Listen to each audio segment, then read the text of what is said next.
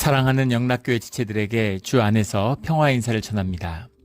오늘은 2023년 6월 23일 금요일입니다. 오늘의 묵상 본문은 역대하 27장 1절로 9절까지의 말씀입니다.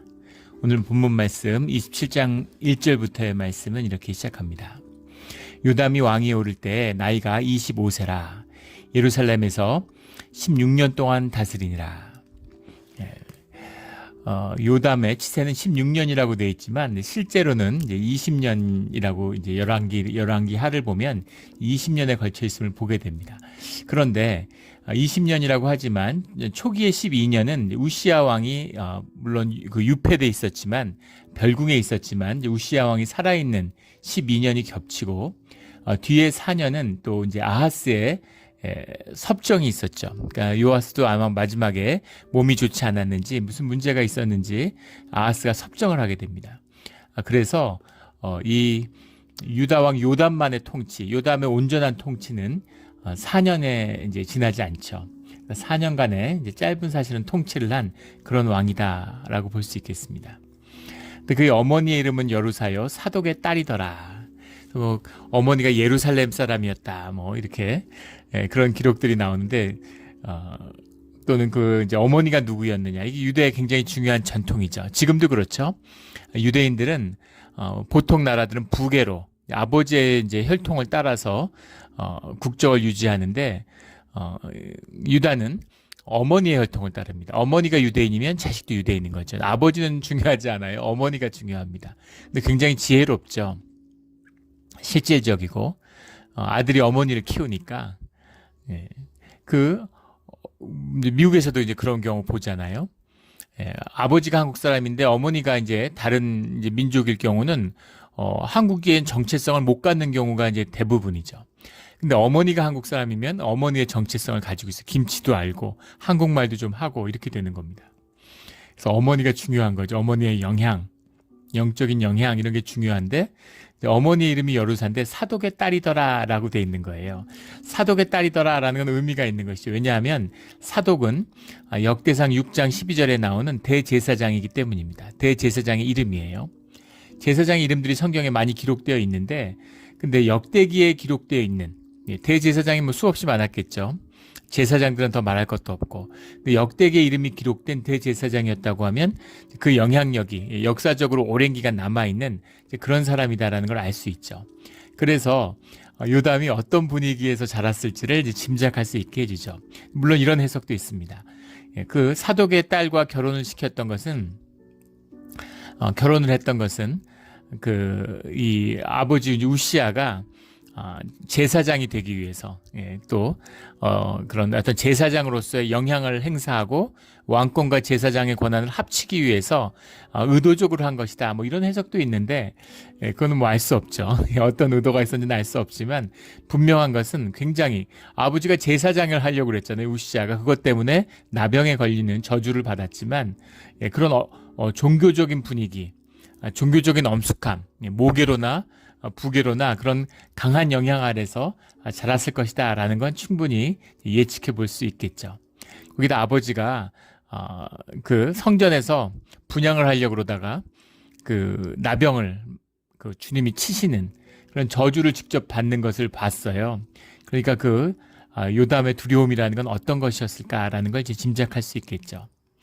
2절에 요담이 그의 아버지 우시야의 모든 행위대로 여호와가 보시기에 정직하게 행하였으나, 우시야의 행위, 그가 왕으로서 공정하게 행하고 바르게 행하려고 하는 율법에 따라서 치리를 하려고 하는 그런 곳에 있어서 좋은 모습이 있었다는 것이죠. 그랬으나 여호와의 성전엔 들어가지 아니하였고, 이 의미가 이제 기가 막힌 것이죠. 여호와의 성전엔 들어가지 않았다라고 하는 의미, 앞에 역접으로 나와요. 정직하게 행하였으나 여호와의 성전엔 들어가지 아니하였고, 이게 무슨 말일까요?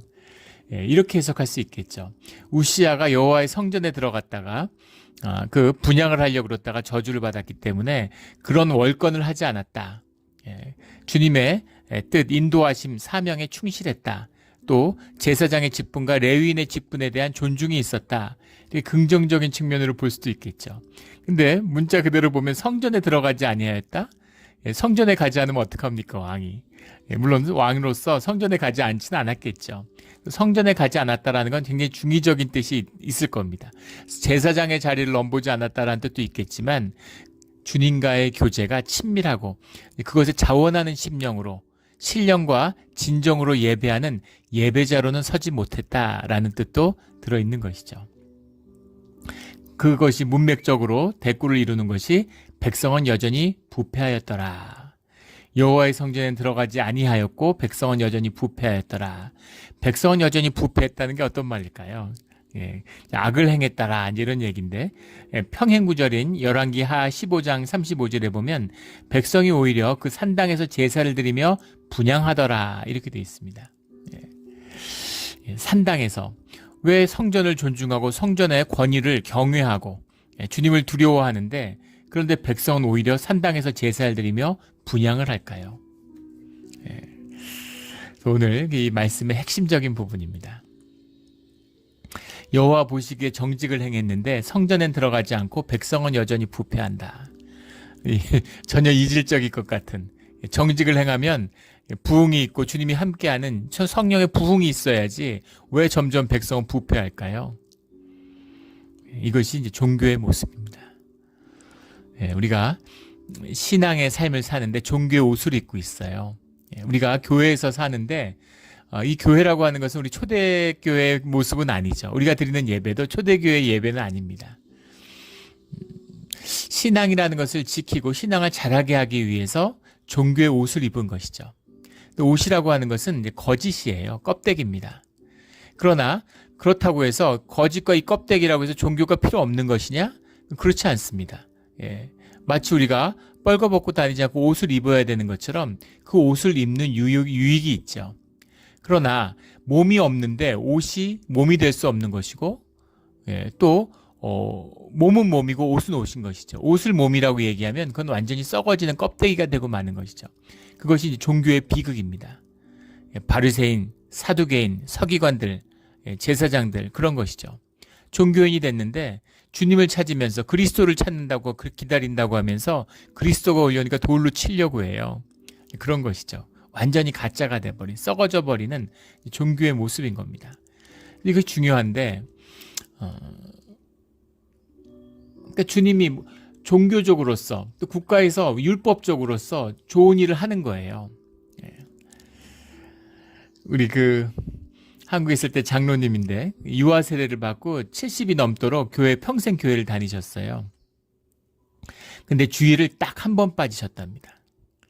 회사 다닐 때 출장을 가도 부산으로 출장을 가도 요즘은 부산 아무것도 아니지만 옛날에는 부산에 간다는 건 먼 길이었죠. 그런데 거길 가도 주일이 되면 올라와서 예배를 드리고 다시 내려갔대요. 한 번도 주일을 빠지지 않았답니다. 주일 성수해야 된다. 그걸 꽉 이제 그걸 붙들고 일생에 단 한 번 빠졌는데 일생에 단 한 번 딱 한 번 대학 다닐 때 소개팅을 해야 되는데 너무너무 이제 만나고 싶은 이제 여학생이 있는 거죠. 근데 그 여학생이 날짜가 주일밖에 안 되는 거예요. 그래서 너무 마음이 괴로웠는데 정말 그 마음에 그 여학생하고 소개팅을 하고 싶어서 주일날 교회를 빼먹고 소개팅을 갔다는 겁니다. 너무 좋았대요.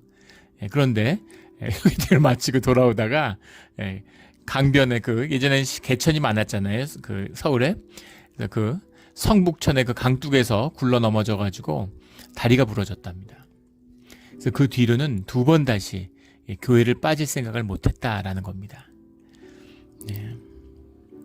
이게 아름다운 신앙 교회 생활의 모습일까요? 정말 하나님이 교회에 빠졌다고 다리를 분질르십니까?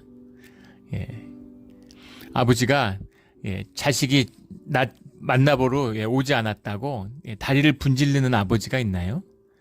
하늘에 계신 아버지가 교회에 빠졌다고 주일날 다리를 분질르셨겠습니까? 아니겠죠. 평생 교회를 빠지지 않고 주일을 지켰다는 건 아름답고 좋은 것이에요. 그런데 중요한 것은 주일 성수를 했느냐 안 했느냐가 중요한 것이 아닙니다. 두려움 때문에 무서움 때문에 다리가 분질러질까 봐 교회를 평생 다녔다고 하면 그건 신앙이 아니에요. 그건 믿음이 아닙니다. 그건 종교가 멍해가 되고 굴레가 돼가지고 종교의 종이 된 것이죠. 거짓의 종으로 사는 겁니다. 바리새인들이 평생 나팔 불면서 선행을 베푸는데 그 공덕이 어디에 있을까요? 그 공덕은 1도 없어요. 아무리 많은 사람들이 뭘 받았다 하더라도 그 공덕은 주님 앞에서 아무것도 아닙니다. 나땡이죠. 제가 주님으로 이걸 행했습니다. 뭐 사람을 고쳤습니다. 근데 주님이 나는 널 모른다 라고 말씀하시잖아요. 평생 종교인으로 살았는데 어떻게 주님이 모르신다고 할 수가 있어요. 근데 주님은 모른다 라고 말씀하시는 거죠. 가짜, 거짓, 썩어지는 것은 주님한테 아무것도 남을 것이 없는 겁니다. 이것이 우리가 살고 있는 이 삶과 현상의 진실이에요. 그래서 여호와의 보시기에 정직하게 행했다. 율법을 지키고 법을 공정하게 지키면 그러면 사회가 발전하고 부흥합니다. 성장해요. 이게 섭리죠, 주님의. 우리가 잘 자고 잘 먹으면 몸이 건강해지고 몸이 건강하면 영이 건강해집니다. 근데 그것이 구원의 의미는 아니죠. 영이 잘 먹고 몸이 건강해가지고 건강한 정신이 들었다고 해서 그게 정신의 건강함의 완성이 될 수가 없어요. 우리는 단순한 육을 뛰어넘는 영이 있기 때문에 영이라고 하는 것은 우리가 음식을 잘 먹고 물론 몸이 아프고 몸이 나쁘다고 하면 그러면 정신이 많이 병들죠. 그럼 건강한 영을 갖기가 어렵습니다. 근데 못 갖는 건 아니죠. 오히려 우리가 정말 건강하고 주님 앞에 정말 신실한 심령을 가짐으로 해서 그것이 오히려 우리의 육을 회복시키고 우리의 건강을 회복시키는 그 반대가 오히려 더 맞는 거죠. 무슨 말씀인지 이제 아마 아실 겁니다. 껍데기는 필요 없다는 겁니다. 근데 필요 없다는 의미가 그래도 뭐 좀 공덕이 있지. 그래도 좋은 일 했는데 뭐가 좀 있지. 우리한테는 그런 마음이 있다고요. 저 사람은 진짜 예수만 모르지 평생 착하게 살았어. 정말 법 없이 살 사람이야. 근데 그 의미라는 것이 nothing이라는 겁니다. 아무것도 아니라는 거예요. 우리 예전에 아이히만이라고 그 유대인 600만을 학살하는데 중추적인 역할을 했던 악의 평범성, 한나 아렌트의 악의 평범성 그런 예화 나눴던 거 여러 번 나눴으니까 기억하실 겁니다. 한나 아렌트라는 그런 프랑스의 기자, 유대계 프랑스인이죠. 그 아이히만이 이제 역사적인 그 전범 재판을 받는데 거기에 가서 그걸 인터뷰한 거예요. 근데 아이히만이 희대의 악당으로 악마같이 그려졌는데 만나서 얘기해 보니까 사람이 괜찮은 겁니다. 아주 괜찮은 중산층 독일인이에요. 양식이 있고 양심이 있고 아무 문제가 없어요. 교양이 있고 사람들 성격도 유순하고 친절하고 좋은 사람인 거예요.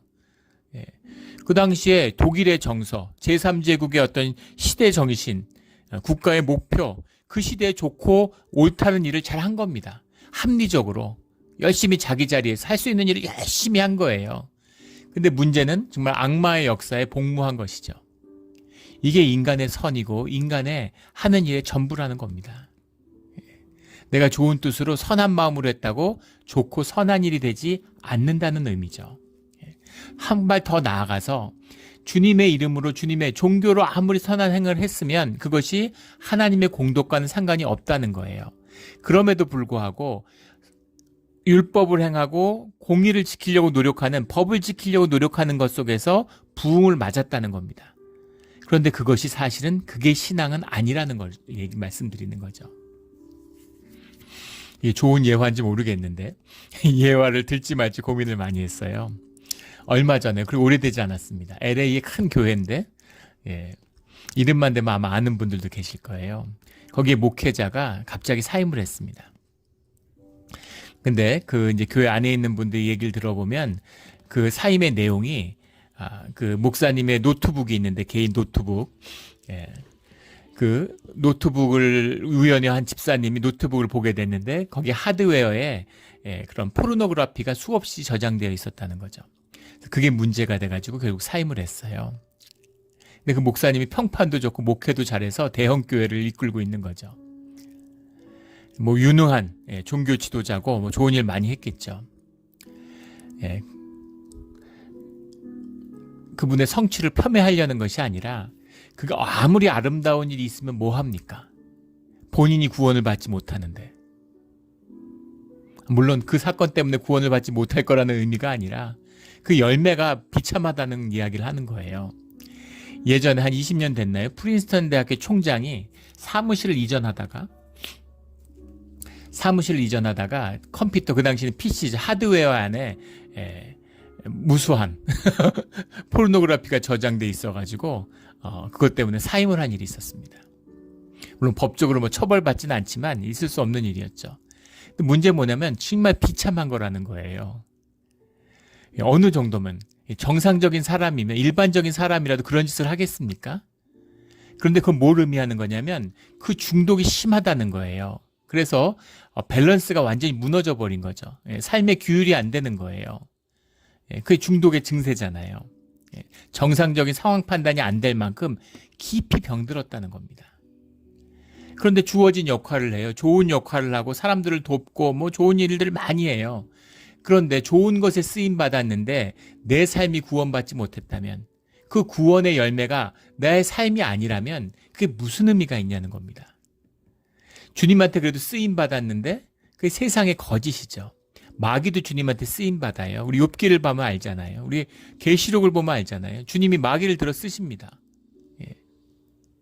우리 구약에도 나오는 아람도 들어 쓰시고 아수르도 들어 쓰시고 바벨론도 로마도 다 들어 쓰세요.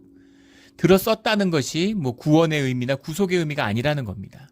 얼마든지 쓰임 받을 수 있죠. 그러나 그 쓰임에 있는 것이 아니라 내 삶의 구원에 있다는 거예요. 한국의 무슨 유명한 교회 대형교회 목사였죠. 스타 목사였죠. 그런데 성추행을 했다가 문제가 돼가지고 사임을 했어요. 근데 세상 재판에 나가서 유죄를 받았는데 교회에서, 노회에서, 총회에서 재판을 하는데 무죄인 겁니다. 이게 오늘날 교회의 모습이죠. 정말 썩어 문드러진 거죠. 근데 나가서 또 교회를 개척했는데 교회가 또 부흥하고 또 잘 된대, 또 성장해가지고 사람들이 뭐 바글바글 하답니다. 근데 사람들이 뭐라고 얘기하냐면, 그렇게 수천 명을 모을 수 있다는 게 주님이 함께하지 않으면 어떻게 그렇게 사람을 모을 수가 있었겠냐, 주님이 용서하셨다는 뜻 아니냐, 뭐 이렇게 얘기를 하는 거예요. 용서하고 안 하고는 주님이 하시는 겁니다. 천국에 가보면 주님 앞에, 심판대 앞에 서보면 알겠죠. 우리가 뭐 용서했는지 안 했는지는 얘기할 필요가 없어요. 그러나 사람을 많이 모으고 권세와 힘이 있다는 것이 주님께 용서받았다는 증거는 결코 아니라는 겁니다. 무슨 사람 몇만 명 모으면 뭐 큰일 한 것처럼 뭐 개신교에서 떠들썩하고 난립니다. 신천지 같은 거 보세요. 20만 명, 30만 명씩 모으지 않습니까? 세상에 속고 현상에 속아서 힘, will to power, 힘이 좋은 거죠. 힘 있으면, 능력 있으면 막 큰 목사고 권세 있는 무슨 사역자고 막 이러는 거예요. 돈의 권세, 힘의 권세를 쫓는 것이죠. 이 비참한 모습입니다. 그래서 겉보기에 나라가 흥왕하고 뭐 잘 돌아가고 뭐 이렇게 되니까, 이거 뭐 주님의 이름으로 다 잘 됐어, 그럴까요? 백성이 점점 부패해 가는데, 성전에 들어가질 않는데, 그 말이죠. 그 의미인 것이죠. 이것이 요담왕 때의 모습이었다라는 겁니다. 우리 늘 옷이 아니라 몸이 귀한, 행위가 아니라 존재가 귀한, 업적이 아니라 삶이 귀한 그런 진실된 신앙의 길을 걸어가는, 아무도 몰라도 보잘것없고 연약하고 아무도 알아주지 않아도 주님이 알아주시는 그런 우리 신앙의 길을 가는 우리 성도님들과 우리 모두가 되기를 주의 이름으로 축원합니다. 3절에 그가 여호와의 전 윗문을 건축하고 또 오벨 성벽을 많이 증축하고 여호와의 성전을 다시 건축하고 이렇게 성전을 잘 돌본 겁니다. 예배전 아닌데 그런 거죠. 성전 윗문을 건축하고, 이게 베냐민의 성문이라고 예레미야서에 나오나요? 레위기는 예레미야서에 나오나요? 그 베냐민의 성문이라고 부르는 것이죠. 아마시아 왕 때 이제 그 이스라엘이 쳐들어와 가지고 성벽을 다 헐어낼 때 이걸 헐어냈겠죠. 왕궁과 성전이 이렇게 연결되어 있는데, 왕궁으로부터 성전의 그 큰 뜰로 들어가는 문, 이것이 베냐민의 문, 성전의 윗문이었다는 거죠. 이것을 다시 이제 증축한 것이죠.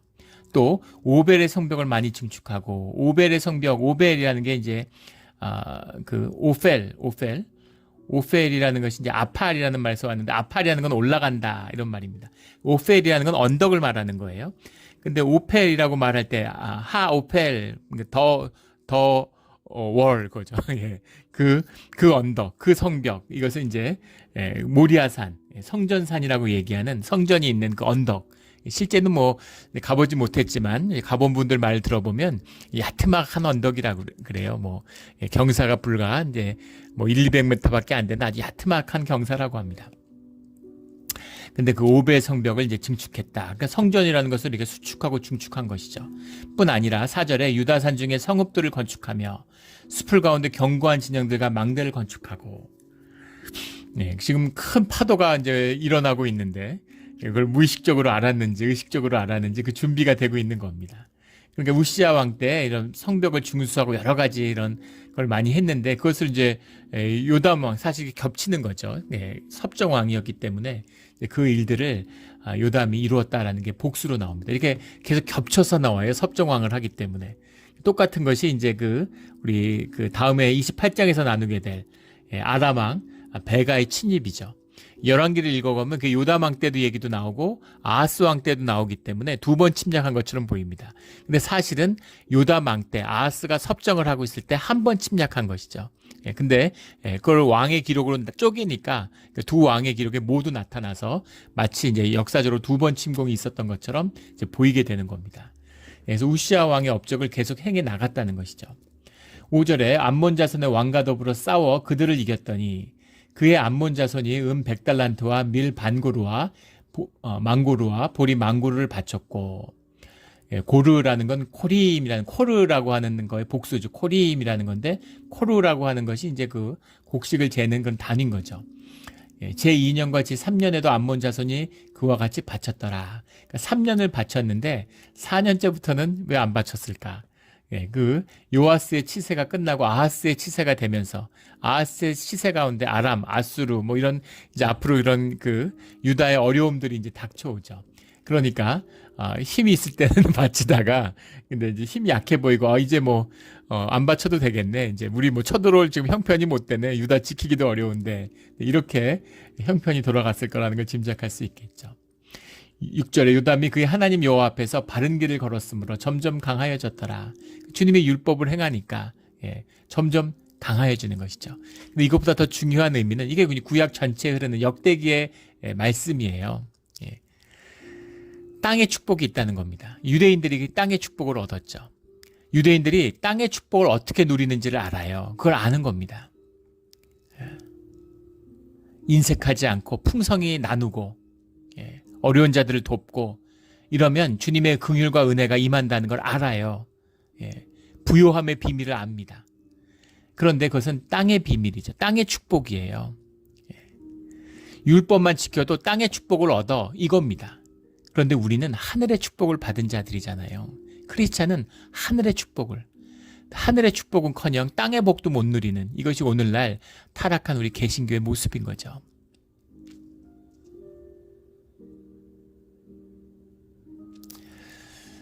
땅의 축복도 얻고 하늘의 축복도 누리는 우리 주의 자녀들이 되기를 주의 이름으로 축원합니다. 그래서 땅의 축복을 얻었다, 이 얘기입니다. 점점 강하여졌더라. 9절에 그가 조상들과 함께 누움에 다윗성에 장사되고 그의 아들 아하스가 대신하여 왕이 되니라.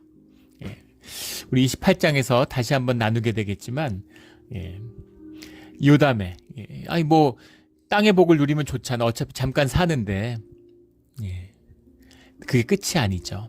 주님의 지금 요담이 뭐 잘나서, 우시아가 잘나서 왕이 되는 게 아니죠. 왜 왕이 됩니까? 다윗의 뿌리에서 나온 자, 다윗의 뿌리가 끊어지지 않겠다고 하는 주님의 구속의 약속이에요. 그 약속을 주님이 지켜가는 것이고 주님의 사명 안에서 그 구원의 약속을 이루어가는 것입니다. 거기서 본다고 하면 사실은 뭐 요담도 우시아도 아무것도 아니죠.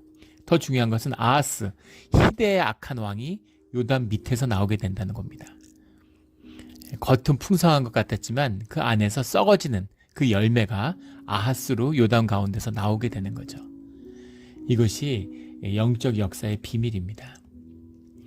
부모 신앙의 중심을 자녀가 누려요. 그래서 교회 다니면서 참 감사한 건 정말 어렵게 힘들게 신앙생활을 했는데 근데 자녀들이 피어나는 걸 보면서 저 얼마나 감사한지 모릅니다. 이거구나 하는 거예요. 그 은혜가 있어야 되는 것이죠. 내가 잘 돼야지 자식이 잘 되는 게 뭐해 이런 생각을 가진 사람이라면 그건 이미 영이 마비된 걸 넘어서 썩은 사람이 죽고 생명이 없는 사람이에요. 생명을 아는 사람, 생명 가운데 영을 사는 사람들은 그 축복이 얼마나 귀한 것인지를 아는 것이죠. 내가 받은 복도 정말 감당이 안 되게 귀하고 큰데 자녀까지 복을 주시다니. 다윗이 복을 받았는데 다윗의 자손이라는 이유로 이렇게 주님이 끝까지 그 구원의 약속을 놓치지 않으시다니. 주님은 정말 이렇게 은혜가 풍성한 우리의 아버지 하나님이신 거죠. 그 은혜가 십자가까지 내려오는 것입니다. 그 십자가의 은혜가 오늘 우리와 함께하고 있습니다. 이 은혜 가운데에서 옷도 얻고 몸도 얻는, 삶도 얻고 생명도 얻는, 땅의 복도 얻고 하늘의 복도 얻는 그런 우리의 믿음의 자리, 신앙의 자리가 되기를 주의 이름으로 축원합니다. 아멘. 기도드리겠습니다. 하나님 아버지 감사합니다. 오늘 요담의 이야기를 읽으면서 한편으로는 감사하고 또 한편으로는 두려운 마음이 있습니다. 주님, 우리가 열심히 교회 생활을 하는데 절대로 껍데기가 되지 않게 하시고 썩어지는 것이 아니라 죽어서 부활하는 생명의 삶을 사는 우리의 신앙, 우리의 믿음이 되게 하여 주시옵소서. 우리의 믿음이 연약한 것을 주님이 아시오니 주님 믿사오니 믿음을 더하여 주시옵소서. 감사하며 예수 그리스도의 이름으로 기도드렸습니다. 아멘.